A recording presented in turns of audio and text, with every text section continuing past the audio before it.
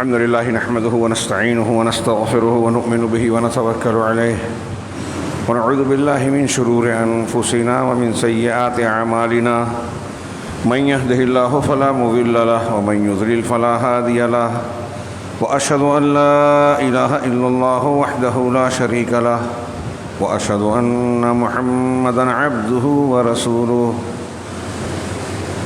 فإن خير الحديث كتاب الله وخير الهدي هدي محمد صلى الله عليه وسلم وشر الأمور محدثاتها وكل محدثة بدعة وكل بدعة ضلالة وكل ضلالة في النار.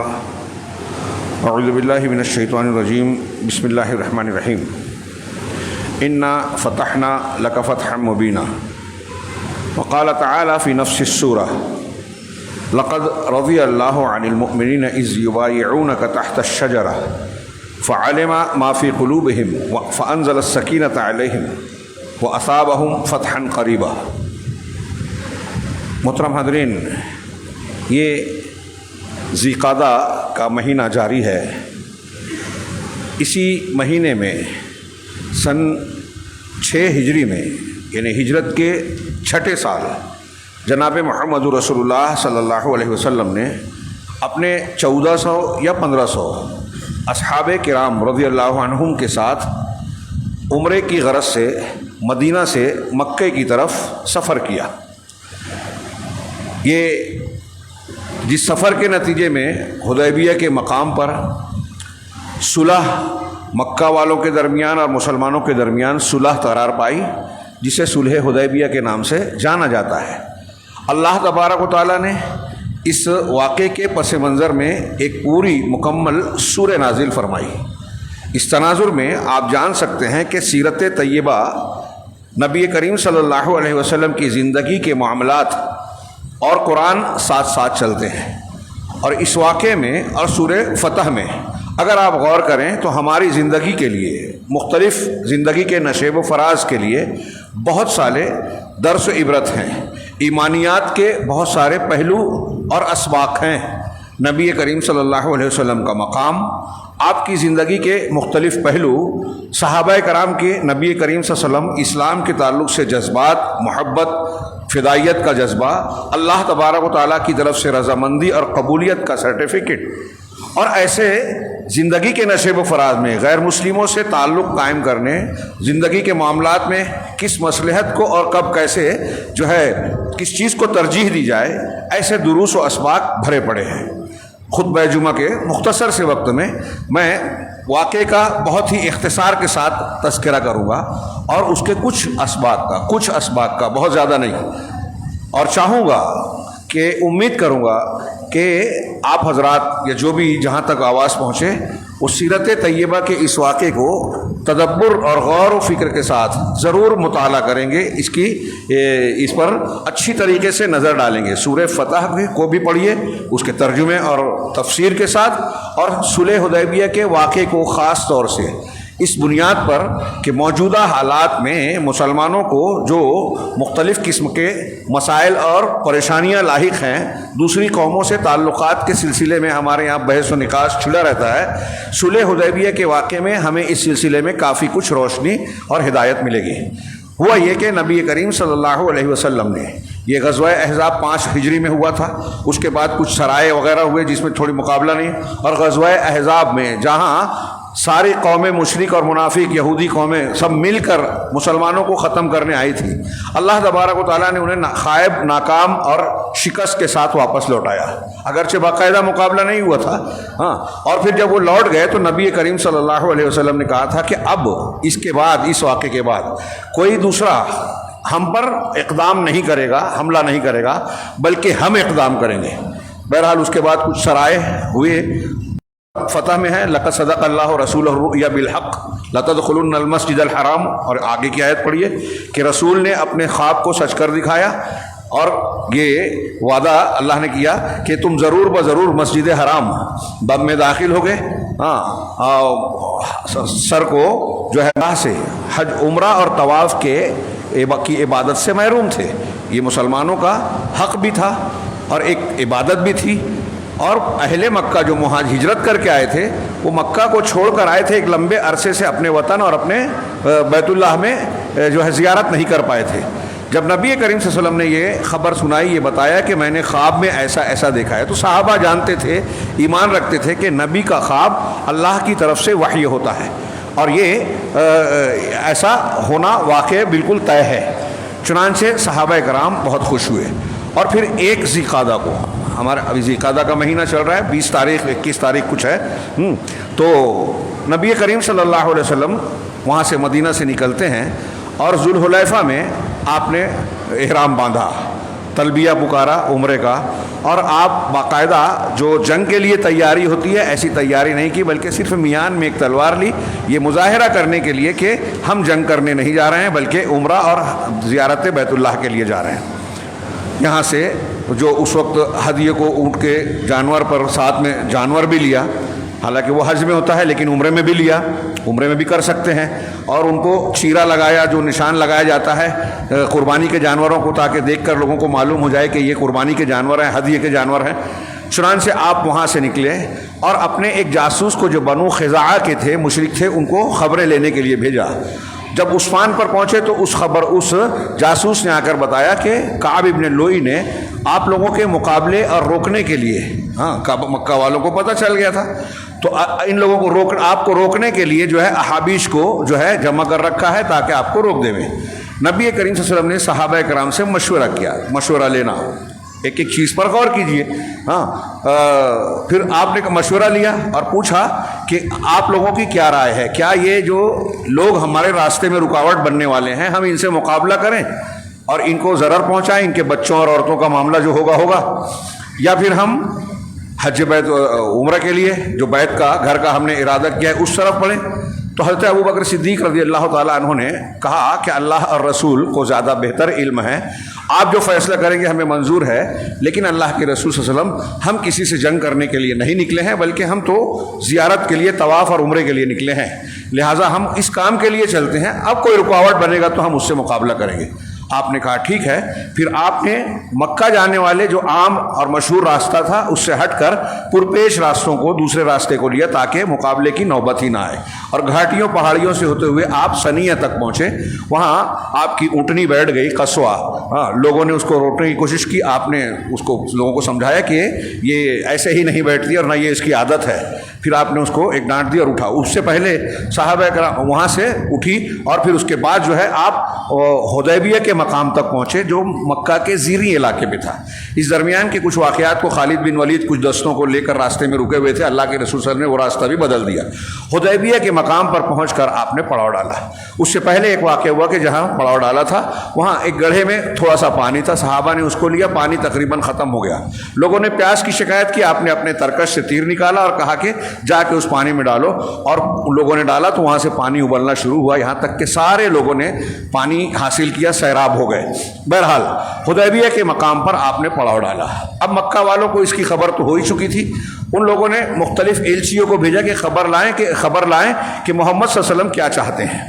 الگ الگ لوگ آئے، ورقہ بن بدیل اور دوسرے.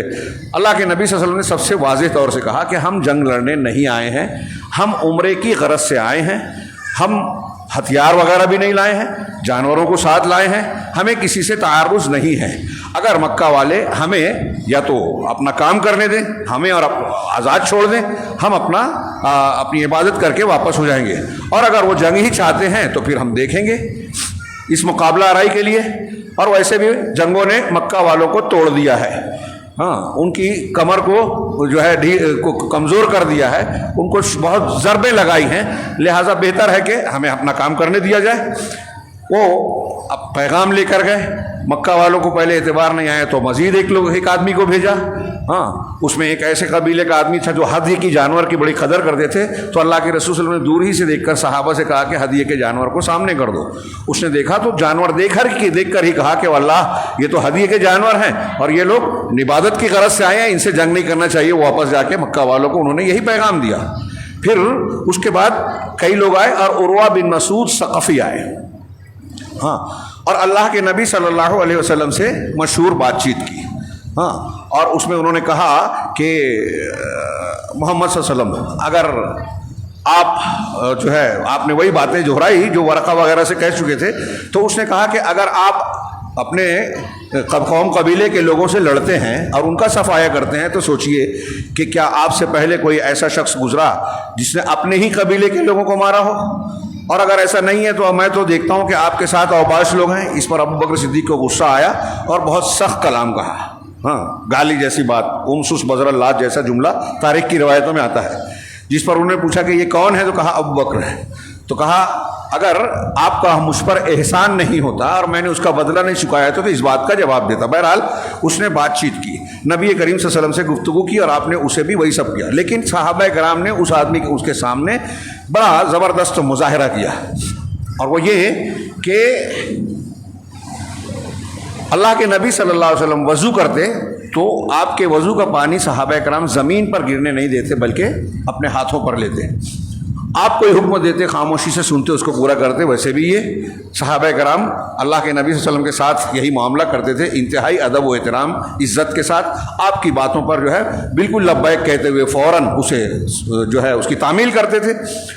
تو یہ سارا منظر جب عروہ بن مسعود ثقفی نے دیکھا تو واپس مکہ والوں کے پاس گیا اور کہا کہ مکہ والوں، میں تمہیں ایک رائے دیتا ہوں. ہاں، میں نے قیصر و کسریٰ کو دیکھا، نجاشی بادشاہ کو دیکھا، قیصر و کسریٰ کے بادشاہوں کو دیکھا اور ان کے ماننے والے درباریوں کو دیکھا. میں نے نہیں دیکھا کہ کسی بادشاہ کو ماننے والے اس کے درباری اپنے بادشاہ کی عزت و احترام تعظیم ویسے کرتے ہوں جیسے محمد صلی اللہ علیہ وسلم کے اصحاب محمد صلی اللہ علیہ وسلم کی عزت و تعظیم کرتے ہیں. واللہ میں نے دیکھا کہ آپ کا کوئی پانی آپ کے بدن سے گرتا تھا، زمین پہ نہیں گرتا تھا. آپ زبان سے لعاب تھوک نکالتے ہیں تو صحابہ کرام آپ کے ساتھیوں میں سے کسی کے ہاتھ اور بدن پر گرتا تھا، زمین پہ نہیں گرتا تھا. اور کوئی حکم جب آپ بات کہتے تھے تو وہ سر جھکا کے سب ادب و احترام سے سنتے ہیں اور آپ کی بات کی فوراً تعمیل کرتے ہیں. لہٰذا بہتر ہے کہ میرے حساب سے ان سے صلح کر لیں اور ان سے جنگ اور تعارض نہ کریں. ہاں، پھر اس کے بعد جب یہ واقعہ بھی ہو گیا تو حضرت اللہ کے نبی صلی اللہ علیہ وسلم نے سوچا کہ اپنے کسی سفیر کو مکہ والوں سے بات کرنے کے لیے بھیجا جائے اور یہ ترازی کیا جائے کہ ہم صرف جنگ کے لیے نہیں، ہم صرف عمرے کے لیے آئے ہیں. چنانچہ وہ آپ نے حضرت عمر بن خطاب سے کہا کہ آپ جائیے. عمر بن خطاب رضی اللہ تعالیٰ عنہ کے کعب ابن لوئی ابن بنی کعب جو ہے ان میں سے کوئی میرا رشتہ دار اور ہمدرد مکہ میں نہیں بچا. اگر مجھے کوئی اذیت دی گئی، گھیرا گیا تو میرا کوئی ساتھ نہیں دے گا. لیکن عثمان رضی اللہ تعالیٰ عنہ، عثمان بن عفان ذو النورین، ان کے رشتہ دار اور قریبی لوگ کئی لوگ مکہ میں موجود ہیں. لوگ اگر ان کے خلاف کوئی کھڑا ہوتا ہے تو وہ ان کی عزت کریں گے، ان کی باتیں سنیں گے. نبی کریم صلی اللہ علیہ وسلم نے حضرت عثمان کو بلایا. دیکھیے رائے مانی اللہ کے رسول صلی اللہ علیہ وسلم نے. حضرت عثمان کو بلایا اور ان سے کہا کہ مکہ کے سرداران کے پاس جاؤ اور ان تک یہ پیغام پہنچاؤ کہ ہم عمرے کے لیے آئے، جنگ کے لیے نہیں آئے، مقابلہ نہیں چاہتے. اور ساتھ ہی ساتھ تم ان کو اسلام کی دعوت دینا،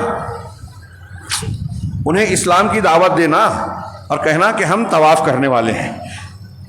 اس طرح کا پیغام حضرت عثمان غنی رضی اللہ تعالیٰ عنہ کے ذریعے سے بھیجا. اور آپ مکہ پہنچتے ہیں تو اس میں تفصیل ہے. اوباش لوگ کہتے ہیں کہ ٹھیک ہے تم نے اپنا پیغام دے دیا، اب جاؤ. لیکن ان کے ایک جانکار رشتہ دار سعید بن عاص، بعض روایتوں میں ابان، ان کے بیٹے ابان بن سعید بن عاص ہے، انہوں نے دیکھا تو حضرت عثمان کا استقبال کیا، اپنی سواری کو ٹھیک ٹھاک کیا اور کہا کہ اس پر سوار ہو جائیے اور آگے چلیے. ہاں، اور ان کو اپنی امان دی کہ میں تمہیں پناہ دیتا ہوں.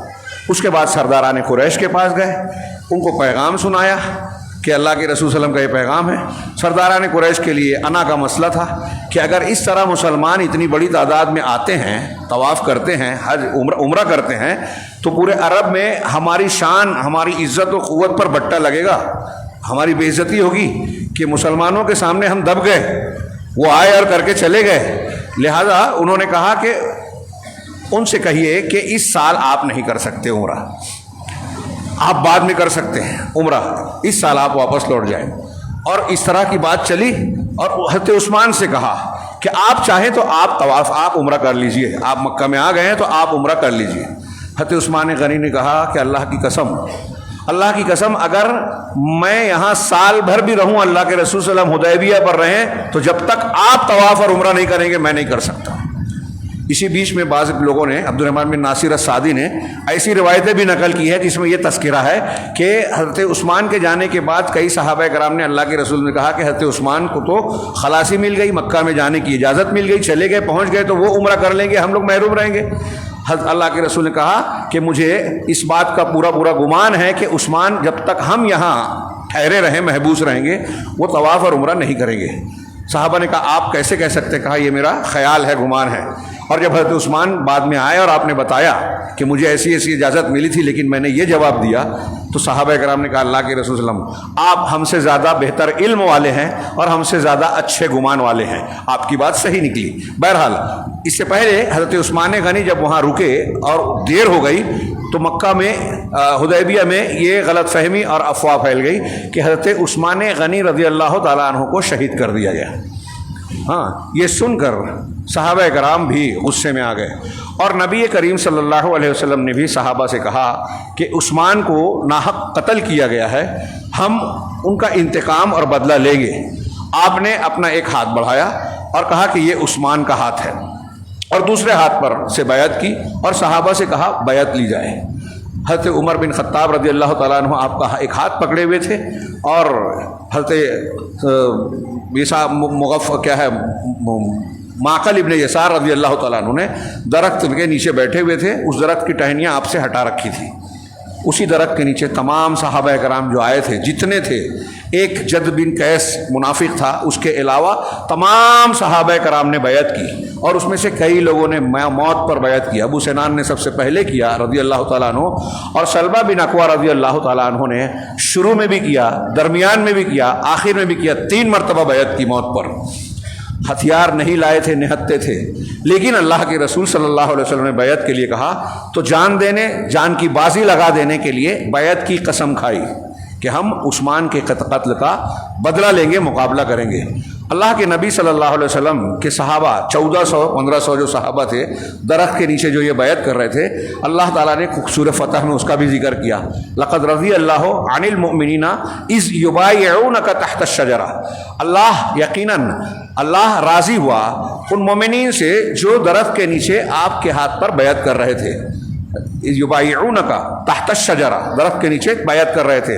فعلم ما فی قلوبہم، ان کے دلوں میں جو کچھ تھا اللہ نے اس کو جان لیا، اچھی طرح جانتا تھا، یعنی وہ سچے ہیں، اخلاص نیت رکھتے ہیں، صدق اور وفا ان کے اندر ہے۔ آج رافضی اور ان کے ہم نوا بہت سارے لوگ جو ہمارے ہاں لانچ کیے گئے ہیں، ان صحابہ کرام پر تنقید کرتے ہیں، ان پر انگلیاں اٹھاتے ہیں، ان کو برا بھلا کہتے ہیں۔ کچھ لوگ کہتے ہیں کہ وہ سب کے لیے نہیں ہے، یہ مرزا انجینئر اور کچھ اور لوگ کہتے ہیں کہ مولانا ابو الاعلیٰ مودودی، مغیرہ بن شعبہ، عمرو بن عاص، امیر معاویہ رضی اللہ عنہ کو برا بھلا کہتے ہیں، تنقیدیں کرتے ہیں۔ تو اس میں سے مغیرہ بن شعبہ جن کا میں نے نام لیا، اس میں مغیرہ بن شعبہ رضی اللہ تعالیٰ عنہ بھی اس بیعت میں، اس جماعت میں شامل تھے۔ لہذا اللہ تبارک و تعالیٰ نے کہا کہ اللہ ان سے راضی ہوا، لیکن رافضی راضی نہیں ہے، مولانا مودودی صاحب خوش نہیں ہیں، اور ہمارے یہاں بہت سارے اور بھی لوگ ہیں، مرزا علی انجینئر، ان کو جتنے ماننے والے ہیں کسی بھی حیثیت سے مانتے ہیں وہ بھی اس کے موافق ہیں، بدعتی ہیں۔ تو اللہ نے کہا اللہ ان سے راضی ہوا اور ان کے دلوں کی بات کو جان گیا۔ فانزل علیہم، کیا ہے، فانزل سکینت علیہم، ان پر ان کے دلوں میں سکینت، اطمینان ڈال دیا ان کے اوپر، اور ایک دوسری فتح کو بطور ثواب بدلے کے ان کو عطا کیا۔ خیبر کی فتح ہوئی کچھ ہی دنوں بعد، اور بہت کچھ اس میں مسلمانوں کو حاصل ہوا۔ بہرحال اللہ تبارک و تعالیٰ نے یہ جو کہا، رسول اللہ صلی اللہ علیہ وسلم کا فرمان بھی ثابت ہے، صحیح حدیثوں میں ہے کہ لا يدخل النار احد بایع تحت الشجرہ ممن بایع تحت الشجرہ، دونوں الفاظ ہیں، اور لا يدخل النار من شہد بدرا والحدیبیہ، یہ دو الگ الگ روایتیں ہیں کہ وہ لوگ جو بدر میں شریک رہے اور جو حدیبیہ میں شامل رہے وہ جہنم میں نہیں جائیں، لا يدخل النار، جہنم میں نہیں جائیں گے۔ اور ایک روایت یہ جو ہے کہ جو لوگ، جن لوگوں نے درخت کے نیچے بیعت کی، ان میں سے ایک بھی، احد ان کہا، ایک بھی جہنم میں نہیں جائے گا۔ اب اس میں مغیرہ بن شعبہ بھی ہیں اور 1400 صحابہ کرام، ان سب کے بارے میں اللہ تبارک و تعالیٰ نے کہا کہ یہ جنت میں، جہنم میں نہیں جائیں گے۔ اور اللہ نے قرآن میں کہا کہ اللہ ان سے راضی ہوا، اور اس کے آگے بھی ان کی تعریف کی ہے۔ ہاں، وہ جو آخر کی آیتیں ہیں، ہاں، محمد رسول اللہ والذین آمنوا معه اشداء علی الکفار رحماء بینہم تراہم رکعا سجدا یبتغون فضلا من اللہ۔ پورا ترجمہ اور تشریح کا موقع نہیں ہے، اس میں بتایا کہ مسلمانوں کی ظاہری حالت کیا ہے۔ انہوں دیکھو گے تو رکوع اور سجدہ کرتے ہیں، ظاہر میں عبادت کرتے ہیں، اور یبتغون فضلا من اللہ و رضوانہ، اللہ کا فضل اور رضوان چاہتے ہیں۔ اور اس سے سب سے پہلے کہا اشداء علی الکفار رحماء بینہم، کفار پر سخت ہیں، آپس میں نرم ہیں۔ آج ہمارے مسلمان مرزا انجینئر کو، رافضیوں کو سن کر مسلمانوں کو برا بھلا کہہ رہے ہیں، توحید والوں کو برا کہہ رہے ہیں، رافضیوں کو اچھا بول رہے ہیں، صحابہ پر تنقید کرتے ہیں، خامنہئی اور خمینی کو اچھا بول رہے ہیں، جو صحابہ کے دشمن ہیں، قرآن کو نہیں مانتے۔ یہ خامنہئی جو مر گیا بھی، یہ بولتا تھا کہ حج جو ہے سیاسی اجتماع ہے، دینی عبادت نہیں ہے، اور اس کی اور بھی بہت ساری بکواس شریعت کے خلاف ہے، ہم اس کی تعریف کر رہے ہیں۔ یہ میں ہوائی بات نہیں کہہ رہا ہوں، ثبوت موجود ہیں، آج کی دنیا میں کوئی یہ چیزیں مشکل نہیں ہے معلوم کرنا۔ بہرحال اللہ تبارک و تعالیٰ نے ان سب سے رضامندی کا اعلان کیا، اللہ کے رسول صلی اللہ علیہ وسلم نے بشارت سنائی کہ ان میں سے کوئی جہنم میں نہیں جائے گا۔ جب مسلمانوں نے یہ بیعت کی، ہاں، اس درمیان ایک واقعہ اور پیش آیا تھا کہ 80 یا کچھ اور لوگ مکہ کے جو ہے وہ انہوں نے رات کے اندھیرے میں حملہ کرنے کی کوشش کی، اور جو صحابہ کرام محافظت نگرانی کر رہے تھے انہوں نے گرفتار کیا۔ اس کا بھی تذکرہ قرآن میں کیا، اللہ تعالیٰ نے ان کے ہاتھ کو تم سے ان کو بچا لیا، روک لیا، ان کو سب کو پکڑ لیا، لیکن مسلمانوں نے چھوڑ دیا۔ پھر یہ واقعہ پیش آیا، مکہ والوں کو جب پتہ چلا کہ ایسا ہوا ہے تو ان کے دل میں خوف اور ڈر پیدا ہوا کہ جنگ ہو سکتی ہے۔ اگرچہ مسلمان جنگ کی تیاری سے نہیں آئے ہیں، لیکن جان کی بازی لگانے پہ راضی ہو گئے ہیں۔ تب انہوں نے سہیل بن عمرو کو بھیجا کہ جا کے محمد صلی اللہ علیہ وسلم سے صلح کی باتیں کریں۔ چنانچہ سہیل آئے، آپ نے دور سے ہی دیکھ کر سہیل کے نام سے فال لیا۔ فال خیر جائز ہے، لیکن یہ عقیدے کی بنیاد پر نہیں ہے۔ ہاں، عقیدہ اگر ہو تو ناجائز ہے شگون لینا۔ بہرحال اللہ کے نبی صلی اللہ علیہ وسلم نے کہا کہ یہ سہیل آ رہے ہیں، انشاءاللہ سہل معاملہ ہوگا، یعنی آسان ہوگا۔ وہ آئے اور انہوں نے گفتگو کی۔ اس سے پہلے جو عروہ جب آئے تھے تو اللہ کے نبی صلی اللہ علیہ وسلم سے بات کرتے ہوئے بار بار اپنا ہاتھ رسول اللہ علیہ وسلم کی داڑھی کی طرف بڑھاتے تھے، روایتوں میں کہ بار مرتبہ داڑھی پکڑ بھی لی۔ تو آپ کے سر کے پاس مغیرہ بن شعبہ رضی اللہ عنہ، جن سے کچھ لوگ ناراض ہیں، وہ کھڑے تھے، ہاتھ میں تلوار تھی، وہ تلوار کے دستے سے اس کا ہاتھ مارتے اور کہتے تھے اپنا ہاتھ رسول اللہ صلی اللہ علیہ وسلم سے دور رکھو، ورنہ تمہارے پاس تمہارا ہاتھ لوٹ نہیں پائے گا۔ چہرے پر جو ہے خود لگی ہوئی تھی، تو اس نے پوچھا دوسری تیسری مرتبہ کہ کون ہے؟ کہا مغیرہ، ان کے بھتیجے ہی تھے۔ تو کہا کہ تمہاری وجہ سے میں پریشان رہا، ان سے کچھ قتل ہوا تھا، قتل کرنے کے بعد مال لے کے حضرت مغیرہ بن شعبہ مدینہ چلے گئے اور مسلمان ہوئے تھے۔ تو اللہ کے رسول نے کہا تھا تمہارا اسلام میں قبول کرتا ہوں، لیکن تمہارے اس عمل سے بری ہوں۔ تو وہ کفر کی حالت میں بہرحال کیا گیا تھا، تو انہوں نے اسی کا حوالہ دیا کہ میں تمہاری وجہ سے دوڑ دھوپ کرتا رہا۔ احسان وہ جو بھی تھا احسان تھا، رشتہ داری تھی، لیکن اللہ کے رسول صلی اللہ علیہ وسلم کے ساتھ بدتمیزی برداشت نہیں تھی صحابہ کرام کو۔ بہرحال اللہ کے نبی صلی اللہ علیہ وسلم کے پاس جب سہیل آئے تو انہوں نے جو بات چیت کی، صلح کی پیشکش کی، اور یہ کہا کہ آپ اس سال تو عمرہ نہیں کر سکتے، آئندہ سال آئیے گا، اور پھر صلح کی دفعات کے لیے پیشکش کی۔ آپ صلح کے لیے راضی ہو گئے۔ ہاں، میں بہت اختصار سے کام لے رہا ہوں۔ اور پھر صلح کی دفعات لکھے جانے کے لیے طے کیا گیا کہ لکھا جائے۔ تو آپ نے پہلے کہا بسم اللہ الرحمن الرحیم لکھا جائے، تو اس نے کہا کہ یہ رحمان ہم نہیں جانتے کیا ہے، الرحمن الرحیم۔ ہاں، دیکھیے اللہ کے ناموں کا انکار مسلمانوں کے کئی فرقے کرتے ہیں، آج بھی ہیں۔ تو آپ نے کہا ٹھیک ہے، اس نے کہا بسمک اللہم لکھو، تو آپ نے کہا ٹھیک ہے بسمک اللہم لکھو۔ اس سے کوئی فرق نہیں پڑتا کہ اس نے ایک نام کا انکار کیا، اصل اللہ کا نام تو مان رہا ہے۔ بہرحال ہاں، چنانچہ پھر آگے تھا کہ من محمد ابن عبداللہ من محمد رسول اللہ۔ تو سہیل نے کہا کہ اگر ہم آپ کو اللہ کا رسول مانتے تو آپ سے جنگ کیوں کرتے، آپ کو کیوں روکتے؟ تو میں یہ نہیں لکھوں گا۔ اللہ کے رسول نے حضرت علی سے کہا کہ رسول اللہ کاٹ دو۔ حضرت علی نے کہا میں نہیں کاٹ سکتا۔ آپ نے پوچھا کہاں ہے، آپ نے اپنے ہاتھ سے کاٹا اور کہا میں محمد ابن عبداللہ، محمد بن عبداللہ کی طرف سے، اور مکہ والوں کا پھر ذکر کیا، اور پھر اس میں کم و بیش 10 بنود دفعات لکھی گئی. اس میں ایک یہ کہ اس سال نہیں آپ آئندہ سال کریں گے. ایک یہ کہ 10 سال تک مسلمانوں اور مکہ والوں کے بیچ میں جنگ نہیں ہوگی. ایک یہ تھی کہ جو لوگ اس معاہدے کے تحت مسلمانوں کے ساتھ جو قبیلے جڑنا چاہتے ہیں جڑ سکتے ہیں, جو مکہ والوں کے ساتھ جڑنا چاہتے ہیں جڑ سکتے ہیں. تو بعد میں بنو خزاعہ جو پرانے حلیف بنو ہاشم کے تھے وہ اللہ کے رسولوں کے ساتھ جڑے. مشرک قبیلہ مسلمانوں سے حلیف بن گیا. آج ہمارے یہاں لوگ فتویٰ دینے لگیں گے ارے ان سے تعلق ہے.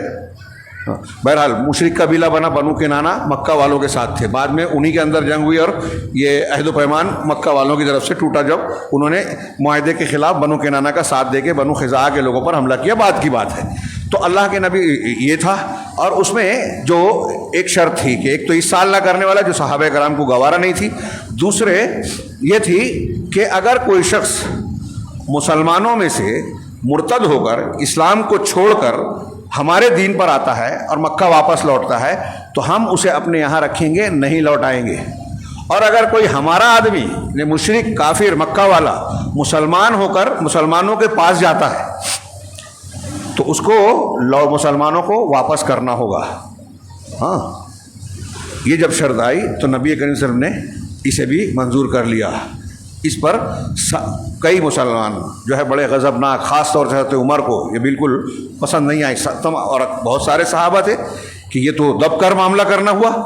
بہرحال اس پر تھوڑا جذبز ہوئے اور جو شرائط طے ہوئی تھی اس میں ابھی لکھا ہی جا رہا تھا, باقاعدہ دستخط اور وہ طے شدہ معاملہ نہیں ہوا کہ اسی بیچ اسی سہیل کے بیٹے ابو جندل زنجیروں میں جکڑے ہوئے گھسٹ کر آ کے اپنے آپ کو مسلمانوں کے سامنے ڈال دیا. یہ مکہ والوں کی قید سے بھاگ کر آئے تھے اور پیچھے پیچھے لوگ آئے تھے.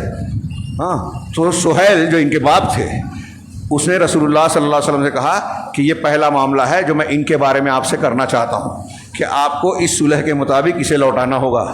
آپ نے کہا کہ ابھی تو صلح طے نہیں ہوئی ہے, پوری نہیں ہوئی ہے, لہٰذا اس کے معاملے کو اس سے الگ رکھا جائے. تو سہیل نے کہا کہ اللہ کی قسم اگر یہ آپ نے نہیں لوٹایا تو میں صلح نہیں کروں گا.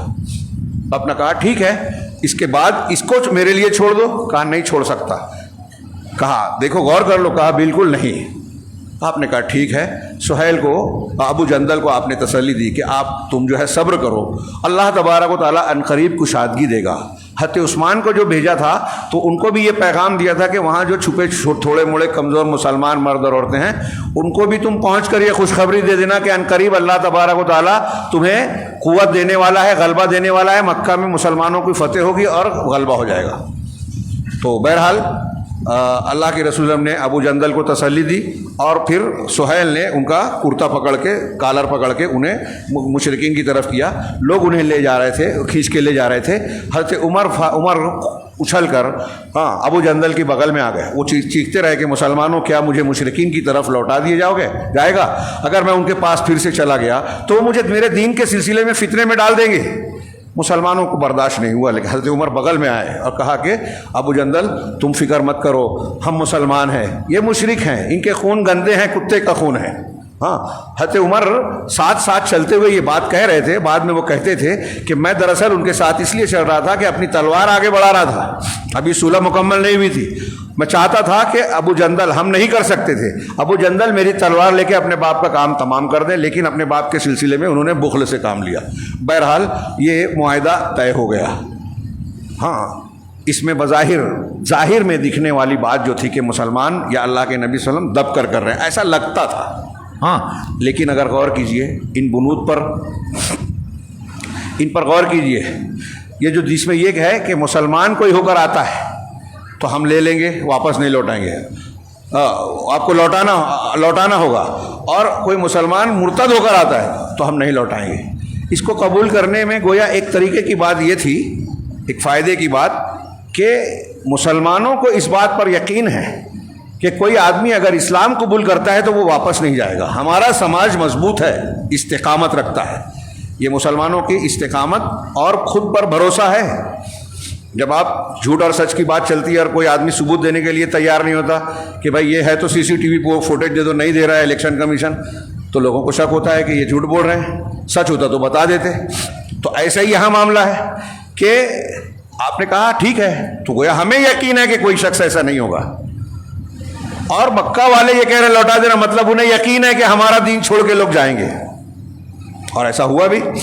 ہاں تو اس میں ایک طریقے کے خود اعتمادی، بھروسہ اور ایمان کی قوت کا اعتراف تھا انہیں بھی انہیں بھی.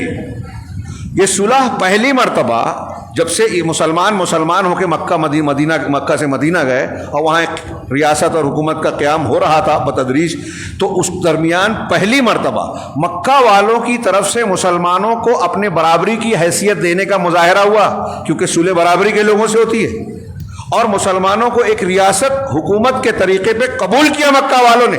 اس صلح کا ایک میسج یہ بھی تھا. تیسرا یہ کہ صلح کر کے جب انہوں نے طاقت مانا تو عرب میں بھی میسج گیا کہ مسلمانوں کی ایک قوت ہو گئی ہے. منافقین کے لیے بھی میسج گیا کہ اب یہ ایسے ہلکے پھلکے یا ٹوٹے پھوٹے لوگ نہیں رہے، یہ باقاعدہ ایک طاقت ہے. مکہ والے بھی ان سے مجبور ہیں ان کی بات ماننے پر، ان کی حیثیت کا اعتراف کرنے پر. اسی طریقے سے یہ صلح، اس صلح کا سب سے اہم فائدہ جو ہوا وہ یہ کہ مسلمانوں کے لیے اب ادھر سے جو مسلسل ہجرت کرنے کے بعد سے خطرہ رہتا تھا کہ ان کی طرف سے کوئی چال، سازش یا حملہ ہوگا، اس سے تحفظ حاصل ہو گیا. امن میں آ گئے مسلمان. اور اس امن کے بعد کیا ہوا؟ دعوت و تبلیغ کا دروازہ کھلا.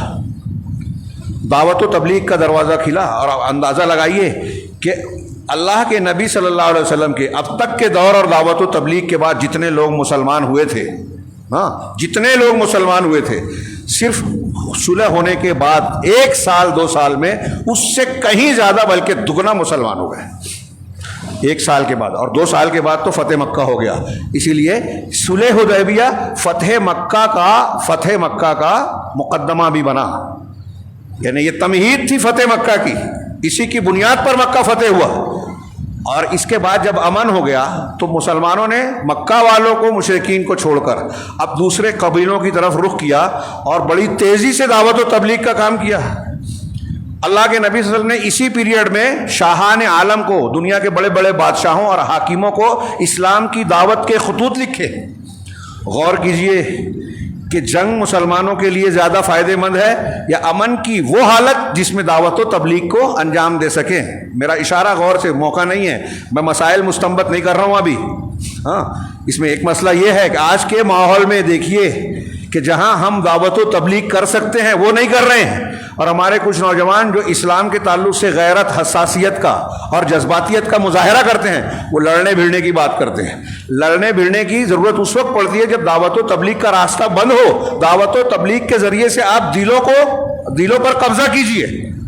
جب آپ کسی کو دعوت دے کر اپنا ہمنوا بنا لیں گے تو آپ کا ساتھ دے گا، جانثار بنے گا، آپ سے محبت کرنے والا ہو جائے گا، نفرت کرنے والا نہیں رہے گا. ہندوستان جیسے ماحول میں غور کیجئے، اس پر میں نے تھوڑا سا کہا ہے، تفصیلی غور کیجئے.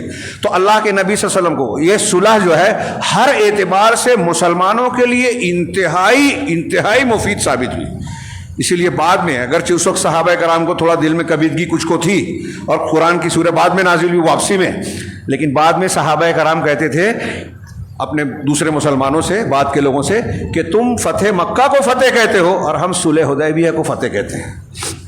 کیونکہ اصلی غلبہ، اصلی فتح صلح حدیبیہ ہے، اور فتح مکہ کا بیج اور بنیاد بھی یہی تھی، اور اس سے پہلے ہجرت سب سے پہلے اہم تھی. تو بہرحال اس واقعے کے بعد جب صلح ہو گئی تو اللہ کے نبی صلی اللہ علیہ وسلم نے گویا صحابہ کرام سے یہ جو باتیں کہی، جو مرد آئے تھے ابو جندل کو تو لوٹانا پڑا، کچھ عورتیں آئیں، عورتوں کی جماعت آئی، وہ اسلام قبول کر کے ان کے گھر والوں نے کہا کہ صلح کے مطابق آپ ہمیں لوٹائیے، تو اللہ کے رسول نے کہا انہیں نہیں لوٹا سکتا، کیونکہ صلح کی دفعات میں جو الفاظ استعمال کیے گئے تھے کہ اگر ہم میں سے کوئی مرد، کوئی آدمی، رجلن کا لفظ تھا، مسلمان ہو کر آئے گا تو تم کو لوٹانا ہوگا. تو کہا کہ اس میں مردوں کا ذکر ہے، عورتوں کا ذکر نہیں ہے، اس لیے ان کو نہیں لوٹا سکتے. اور اس سے سورہ ممتحنہ کی جو آیتیں ہیں جس میں ہے کہ جب کوئی عورتیں مسلمان ہو کر ہجرت کر کے آپ کے پاس آئیں تو پہلے ان کا امتحان لے لو اور اس بات کی بیعت لے لو. اس آیت کو اسی سلسلے، انہیں عورتوں کے سلسلے میں نازل کیا گیا. بہرحال اللہ کے نبی صلی اللہ علیہ وسلم نے عورتوں کو نہیں لوٹایا. اس کے بعد اللہ کے نبی صلی اللہ علیہ وسلم ابھی جو ہے صحابہ سے کہتے ہیں کہ ٹھیک ہے، تم اپنے جانوروں کو قربان کر لو، ہدیے کو قربان کر لو اور اپنے بالوں کو یہیں منڈا لو. یعنی جو طواف کرنے کے بعد طواف زیارہ وغیرہ جو ہوتا ہے عمرے میں حج میں، اس کے بعد جو عمل ہوتا ہے ہاں سعی بین صفا و مروا، اللہ کے رسول نے کہا کہ یہی کر لو. ہاں اگرچہ یہی کیا گیا لیکن اس کو عمرہ حدیبیہ کہا جاتا ہے.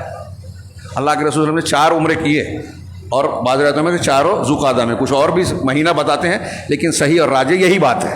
ہاں اور یہ حدیبیہ کا واقعہ بھی صحیح روایت کے مطابق ذوالقعدہ میں ہوا، روایتیں اس کی تائید کرتی ہے.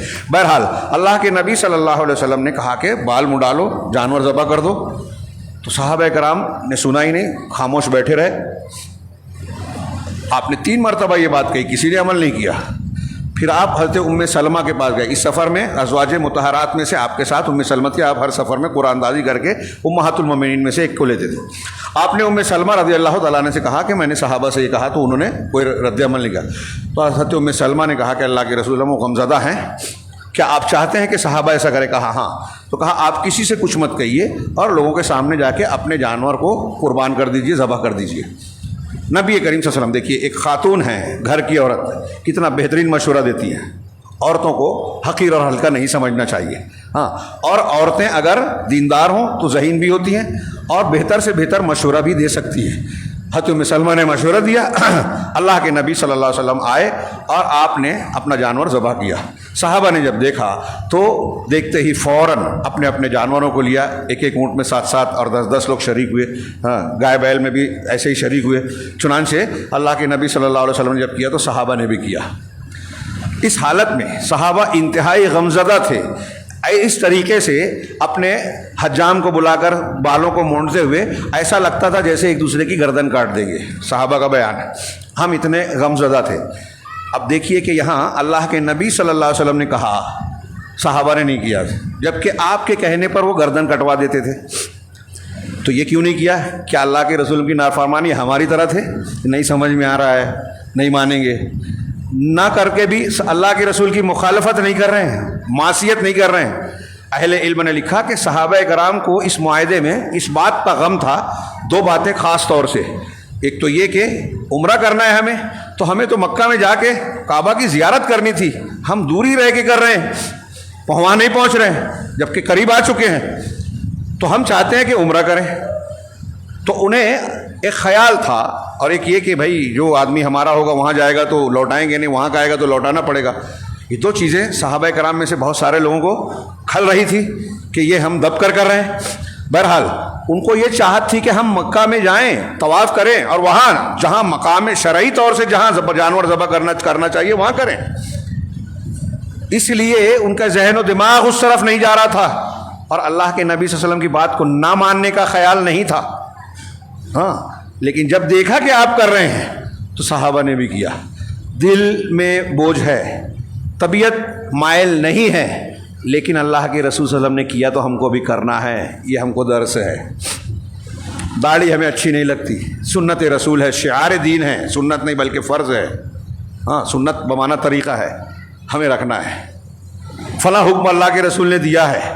ہاں خواتین کو پردہ بوجھ لگ رہا ہے، اللہ کے رسول نے حکم دیا ہے. ہاں ماحول ایسا ہے کہ اس کو لوگ اس کا مذاق اڑاتے ہیں، تنقید کرتے ہیں. بظاہر آزادی دکھتی ہے جو آوارگی ہے اور گلیمر ہے، یہ ہے وہ ہے. رسول کا حکم ہے، ہمیں ماننا ہے. دنیا کے دوسرے شریعت کے جتنے بھی دوسرے احکامات ہیں اس پر غور کرتے چلے جائیے. صحابہ کا یہ مزاج، یہ منہج تھا. ہاں پھر اس کے بعد اللہ کے نبی صلی اللہ علیہ وسلم جب وہاں سے واپس لوٹنے لگے تو عمر بن خطاب غصے سے بھرے ہوئے نبی صلی اللہ علیہ وسلم کے پاس آتے ہیں اور آپ سے کہتے ہیں اللہ کے رسول کیا ہم حق پر اور یہ لوگ باطل پر نہیں ہیں؟ اللہ کے رسول نے کہا کیوں نہیں، ایسا ہی ہے. تو کہا اللہ کے رسول کیا ہمارے مقتولین اور شہداء جنت میں اور ان کے مقتولین جہنم میں نہیں ہیں؟ کہا ہاں صحیح بات ہے. پھر اسلام اور مسلمانوں کے تعلق سے ہم اس طرح دباؤ قبول کر کے اس طرح غلط ان کے صلح ان کی شرائط کو کیسے منظور کر سکتے ہیں؟ اس طرح دباؤ کیسے قبول کر سکتے ہیں؟ تو نبی کریم صلی اللہ علیہ وسلم نے جواب دیا کہ عمر فاروق خطاب کے بیٹے، میں اللہ کا رسول ہوں، انا رسول اللہ، انی رسول اللہ ہے ولا اعصی ہے، میں اللہ کا رسول ہوں اور میں اس کی نافرمانی نہیں کر سکتا. اس کا مطلب یہ اللہ کا حکم تھا، اللہ کا اختیار تھا. اور یہی وجہ ہے کہ عام جنگ اور سارے معاملے میں اللہ کے رسول مشورہ کرتے تھے. مشورہ شریعت کا ایک حصہ ہے, مشورے کی تعلیم. لیکن جہاں اللہ کا حکم آ گیا وہاں مشورہ نہیں کرنا ہے. صحابہ کو ناگوار تھا, اللہ کے رسول صلی اللہ علیہ وسلم نے اللہ کی بات مانی. اس سے یہ پتہ چلا کہ اگر اللہ کا حکم آ جائے تو اس امر میں مشورہ نہیں کرنا ہے کسی سے نہیں. جہاں اللہ کا اختیار ہے کہ ہمیں تمہیں یہ کرنا ہے, وہاں ہمارا کوئی اختیار نہیں ہے. تو اللہ کے رسول نے کہا کہ میں اللہ کا رسول ہوں اور میں اس کی نافرمانی نہیں کر سکتا. اور اللہ کے نبی صلی اللہ علیہ وسلم نے آگے کہا کہ اللہ مجھے ضائع نہیں کرے گا. ہاں پھر حضرت عمر نے کہا کہ اللہ کے رسول, آپ نے ہم سے یہ کہا تھا نا کہ ہم سب لوگ عمرے کے لیے آئیں گے, آپ بیت اللہ تشریف لائیں گے اور اس کا طواف اور عمرہ کریں گے, کیا آپ نے یہ نہیں کہا تھا؟ تو انہوں نے کہا کہ ہاں میں نے کہا تھا. اللہ کے نبی صلی اللہ علیہ وسلم نے جواب دیا کہ ہاں میں نے کہا تھا, لیکن کیا میں نے یہ کہا تھا کہ ہم اسی سال کرنے والے ہیں؟ کہا نہیں, یہ تو نہیں کہا تھا. تو کہا بس یہ یقین رکھو کہ ہم عمرہ کریں گے, اس سال چاہے نہ کریں لیکن ہم کریں گے. اور بعد میں کیا. حضرت عمر وہاں سے اسی حالت میں ابوبکر صدیق کے پاس آئے اور ابوبکر صدیق سے بھی یہی سوالات کیے, کیا ہم حق پر اور وہ باطل پر نہیں ہیں؟ کیا ہمارے مقتولین جنت میں, ان کے مقتولین جہنم میں نہیں ہیں؟ ہاں پھر ہم یہ دب کر کیوں کر رہے ہیں؟ حضرت ابوبکر صدیق نے بالکل, آپ پڑھیے سیرت میں, وہی جواب دیا جو اللہ کے رسول صلی اللہ علیہ وسلم نے جواب دیا تھا. اور آخر میں اتنا بڑھا دیا کہ عمر بن خطاب, ہاں اللہ کے نبی صلی اللہ علیہ وسلم کا دامن پکڑے رہیے. ہاں مجھے اللہ کی قسم اس بات کا یقین ہے کہ آپ حق پر ہیں, اور آپ حق پر ہیں اس لیے دامن پکڑے رہیے. یہ اضافہ کیا اور کہا کہ اللہ کے نبی صلی اللہ علیہ وسلم نے جو فیصلہ کیا بالکل صحیح کیا. ہاں بعد میں اس سے حضرت ابوبکر صدیق کی ذہنی قوت اور گہری بصیرت اور اعلیٰ مقام محسوس ہوتا ہے.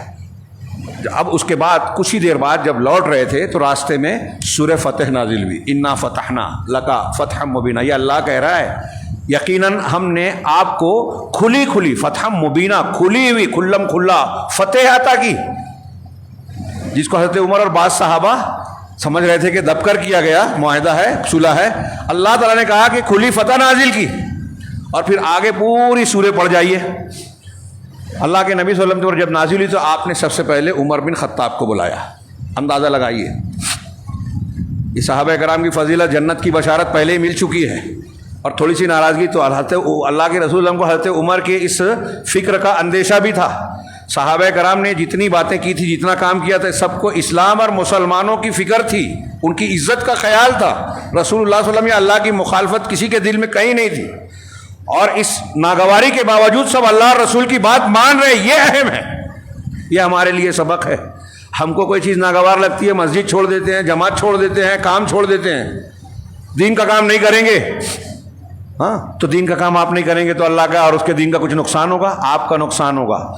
آپ اپنے آپ کو محروم بنا رہے ہیں, آپ بتا رہے ہیں کہ آپ بدقسمت ہیں, اللہ نے آپ کو موقع نہیں دیا ہے. جس کو موقع دیا ہے وہ خوش قسمت ہے, اللہ نے اس کو چن لیا ہے.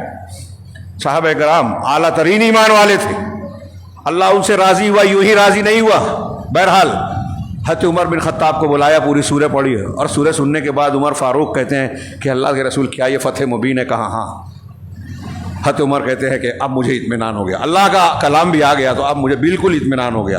اور پھر عمر فاروق کہتے ہیں کہ میں نے اس دن جو بات کی تھی, جو رد عمل ظاہر کیا تھا, اس پر مجھ کو بے حد افسوس تھا, انتہائی افسوس تھا, میں نادم تھا, اور اپنے آپ کو گنہگار محسوس کرتے ہوئے میں نے بہت ساری نیکیاں کی, صدقہ و خیرات کیا, روزے رکھے, ہاں نیکیاں کی, اللہ سے توبہ کی, اتنا کیا کہ مجھے اب امید ہے کہ اللہ کی طرف سے مجھے خیر ملے گا.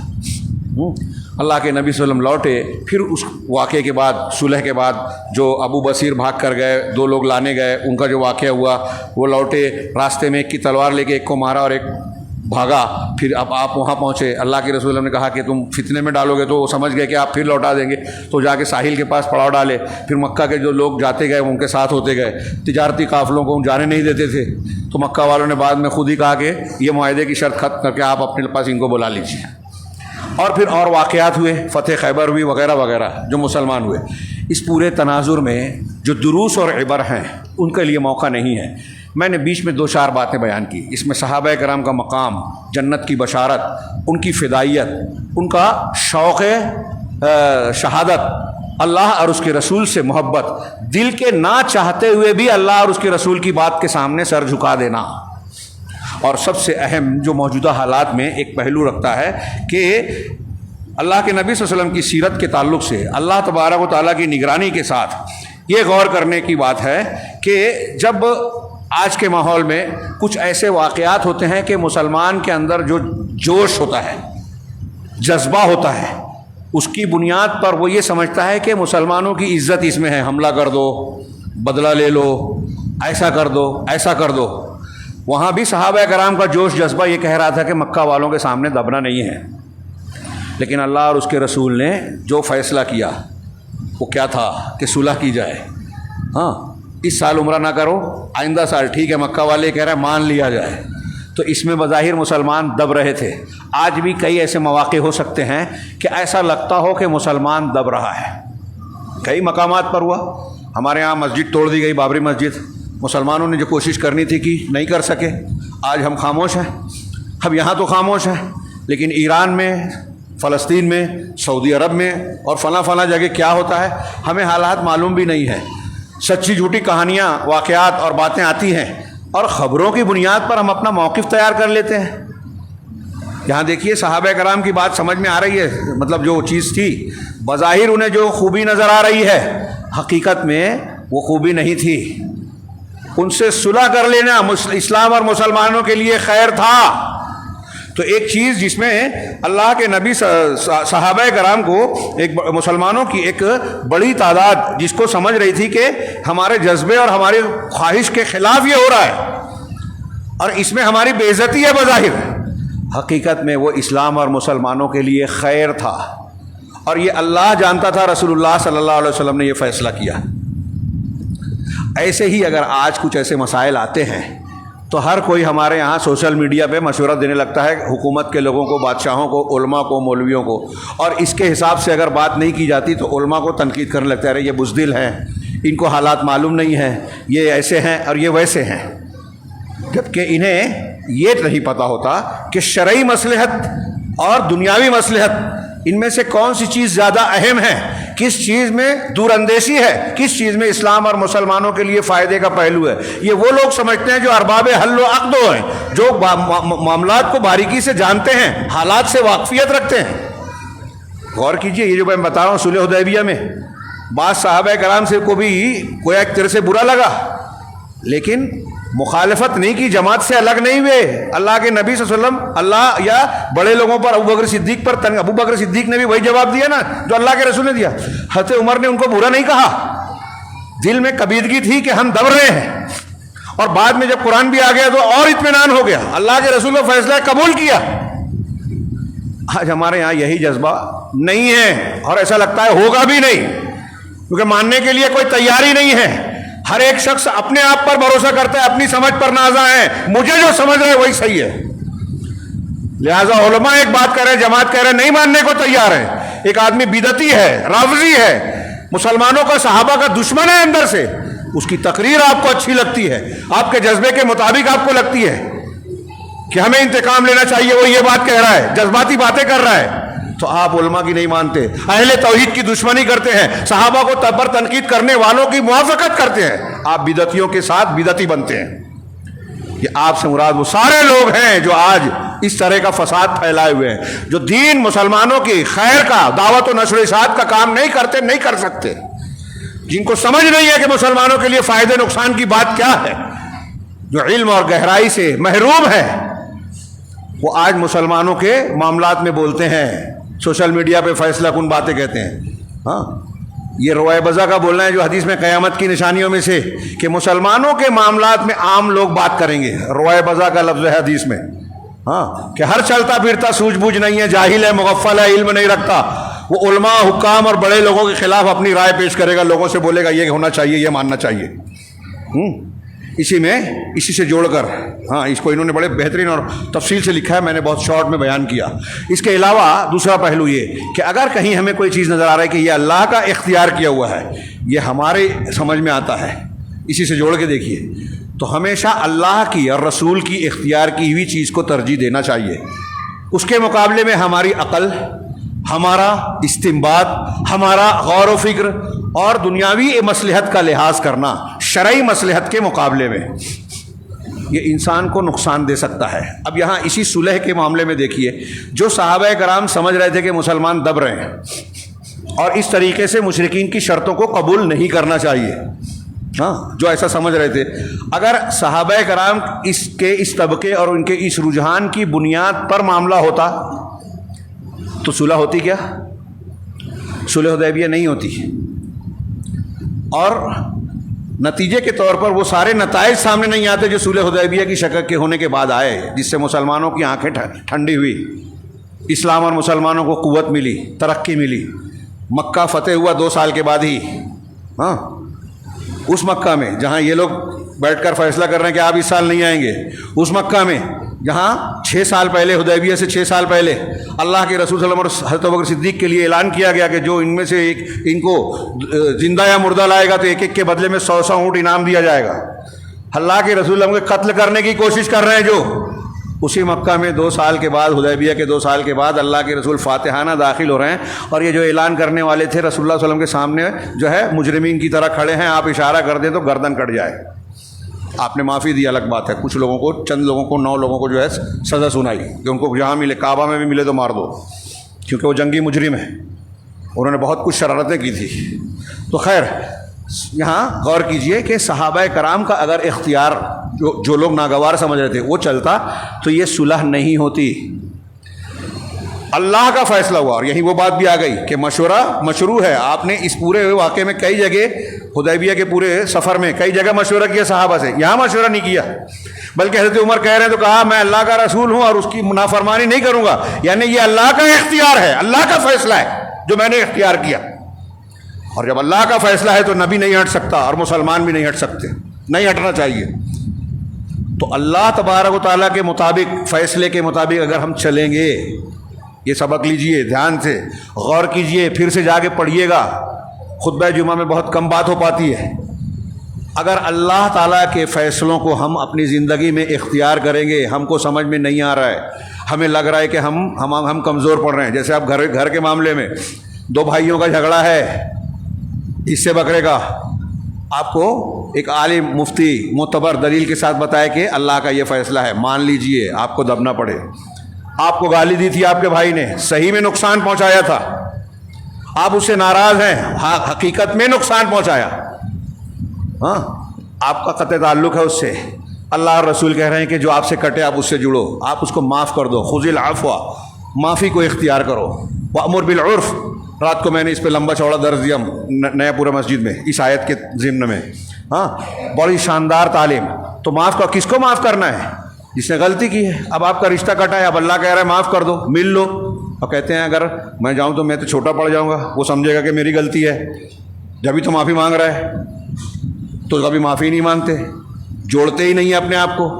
جوڑ لیجئے، وہ کہے گا کہ دب گیا، مان لیجئے، ٹھیک ہے، وہ کہنے دو اس کو، آپ کی انا کو ٹھیس پہنچے گی، تبھی تو یہ مان رہے ہیں آپ کہ ہاں اللہ بڑا ہے، میں بڑا نہیں ہوں، لیکن آپ کہتے ہیں نہیں میں کیسے جھکوں گا، تو آپ کہہ رہے ہیں میں بڑا ہوں، اللہ بڑا نہیں ہے۔ تو اللہ کی بات مان لیجئے، ابھی آپ کو لگ رہا ہے کہ آپ دب رہے ہیں، جھک رہے ہیں، لکھ لیجئے کہ اگر آپ ایسا کریں گے تو اللہ آپ کو عزت دے گا، بڑا پن دے گا، آپ کو اونچا بنائے گا، ترقی دے گا۔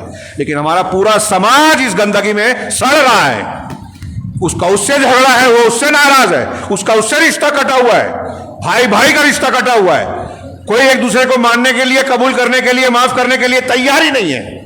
اللہ کی بات نہیں مان رہے، ہمارا اختیار ہم مانیں گے۔ صحابہ کرام کے صلح حدیبیہ کے واقعے میں دیکھیے کہ اللہ کا اختیار ہے تو ہم قبول کر رہے ہیں، ہمیں نہیں گوارا ہے، پھر بھی نہیں گوارا ہے، پھر بھی قربانی کر دی۔ اللہ کے رسول نے کیا تو ہم کو بھی کرنا ہے، دل نہیں چاہ رہا ہے، نہیں مان رہا ہے، پھر بھی کرنا ہے۔ عمر فاروق کو نہیں سمجھ میں آ رہا ہے، لیکن اللہ کے رسول کا فیصلہ ہے، اللہ نے فتح مبین کا قبول کر لیا، ہم نہیں قبول کرتے۔ یہ میں نے 1-2 مثالیں دی ہے، کتنے مقامات ہیں جماعت کا فیصلہ ہے، ہم نہیں مانتے، ہم دین کا کام نہیں کرتے، کچھ تھوڑا موڑا کام کر کے جمعہ کے دن آ گئے، سمجھتے ہیں احسان کر دیا دین پر، چلتے پھرتے ہم برائیاں دیکھ رہے ہیں، خاموش ہیں، گھر میں بے نمازی ہے، خاموش ہیں، جماعت کو ضرورت ہے، ہم شوق پر خرچہ کریں گے، لیکن جماعت میں چندہ نہیں دیں گے، دین کے لیے ہمارے پاس ٹائم نہیں ہے، اسپورٹس کے لیے ہے، موبائل کے لیے ہے، وقت ضائع کرنے کے لیے اپنے بچوں کو توحید سکھانے اور خود سیکھنے کے لیے وقت نہیں ہے. ہماری بچیاں مرتد ہو رہی ہے, ہمارے گلے پیشانی پہ بل نہیں آتا, اور پھر مارے کاٹے جاتے ہیں تو کہتے ہیں اس کی غلطی ہے, علماء کی غلطی ہے, ذمہ داروں کی مسلم حکومتوں کی غلطی ہے, آپ کی غلطی ہے, میری غلطی ہے کہ ہم اپنا حق ادا نہیں کرتے. ہماری جو سمجھ میں آ رہا ہے وہ کرتے ہیں, اللہ اور رسول جو کہتے ہیں نہیں کرتے. جب ہم وہ نہیں کرتے ہیں, نہیں مانتے ہیں, نہ عقیدے میں, نہ ایمان میں, نہ عبادات میں, نہ معاملات اور ایک دوسرے کے حقوق کے ادا کرنے میں, حقدار کو حق نہیں دیتے, وراثت کو صحیح طریقے سے تقسیم نہیں کرتے, سود بیاج حرام کاموں سے روکتے نہیں ہیں اپنے آپ کو, رشتہ داریوں کو نبھاتے نہیں ہیں, درگزر نہیں کرتے, تو اللہ ہمیں درگزر کیوں کرے گا؟ بندوں کو ہم جب معاف نہیں کرتے تو اللہ ہمیں کیوں معاف کرے گا؟ ہم اللہ کی رحمت اور نصرت کے تقاضوں کو پورا نہیں کرتے تو ہمیں اللہ کی مدد کیوں ملے گی؟ ہمارے گھروں پر بلڈوزر چلیں گے, ہماری بستیوں پر اسرائیل کے اور فلاں کے بم گریں گے, ہمارے درمیان رافضیوں جیسے لوگوں کو تسلط اور دخول ملے گا. اہل سنت کو چھوڑ کر لوگ بدعتیوں کا ساتھ دیں گے, اور بدعتیوں کو طاقت ملے گی تو مسلمانوں کی اینٹ سے اینٹ بجائیں گے, اسلام بدلیں گے, اہل سنت کو ماریں گے. ہمارے یہاں کتنی جہالت ہے. علماء سلف کہتے تھے ایک نہیں 10 20 ملیں گے, بلکہ 50, کہ یہود و نصارہ سے زیادہ خطرناک بدعتی ہیں, اور روافض اس میں انتہائی شدید ہے مسلمانوں کے خلاف. آج ہم لوگ کہتے ہیں, ہمارے یہاں مولوی اور علماء اور خاص لوگ کہتے ہیں کہ وہ لا الہ الا اللہ تو کہتے ہیں نا, وہ مسلمان تو نہیں ہے. میں کفر کا فتویٰ نہیں دے رہا ہوں, وہ اس طرح کے مسلمان نہیں ہے جس کی بنیاد پر ولا اور برا اختیار کی جائے. بدعتی کا راستہ بدل دینے کی تعلیم ہے, اس کی بات نہ سننے کی تعلیم ہے. ہمارے سلف کہتے تھے کہ ان کو اس طرح مجبور کرو راستہ, اس کے جنازے میں شریک نہ ہو, اس کا ساتھ مت دو. اگر آپ کسی بدعتی کی تعظیم کرتے ہیں تو آپ اسلام کو گرانے میں مددگار بن رہے ہیں. فضیل ابن عیاض کہتے ہیں اگر کسی بدعتی کو اپنی لڑکی دے رہے ہیں تو آپ اپنی بچی کے ساتھ دشمنی کر رہے ہیں. یہ فضیل بن عیاض کہتے ہیں. ایسے بہت سے اقوال ہیں. تو بہرحال اس میں ہم کو یہ سبق ملتا ہے کہ ہم اپنے اختیار اور پسند کو چھوڑ کر اللہ کا اختیار اور پسند اختیار کرتے ہیں تو ہم کو انجام اچھا ملے گا, اسلام اور مسلمانوں کو عزت ملے گی, ترقی ملے گی, فائدے ملیں گے. لیکن کون اسلام اور مسلمانوں کا فائدہ دیکھتا ہے؟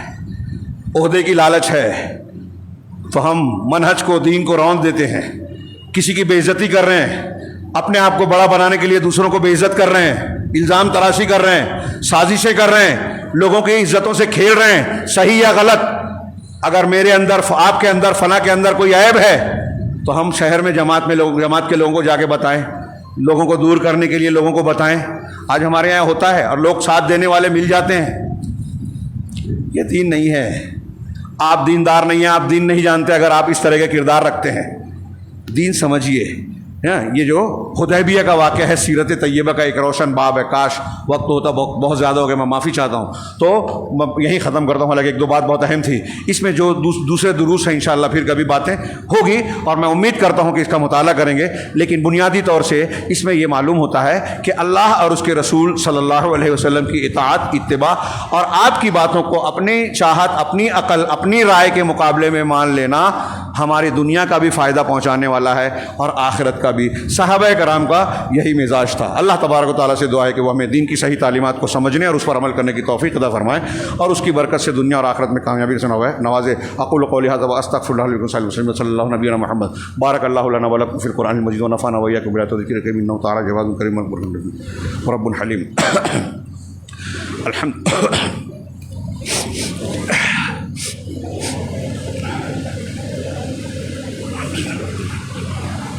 الحمد لله نحمده ونستعينه ونستغفره ونؤمن به ونتوكل عليه ونعوذ بالله من شرور أنفسنا ومن سيئات أعمالنا من يهده الله فلا مضل له ومن يضلل فلا هادي له وأشهد أن لا إله إلا الله وحده لا شريك له وأشهد أن محمدا عبده ورسوله.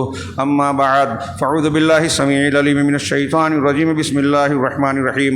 إن الله وملائكته يصلون على النبي يا أيها الذين آمنوا صلوا عليه وسلموا تسليما. اللهم صل على محمد وعلى آل محمد كما صليت على إبراهيم وعلى آل إبراهيم إنك حميد مجيد. اللهم بارك على محمد وعلى آل محمد كما باركت على إبراهيم وعلى آل إبراهيم إنك حميد مجيد.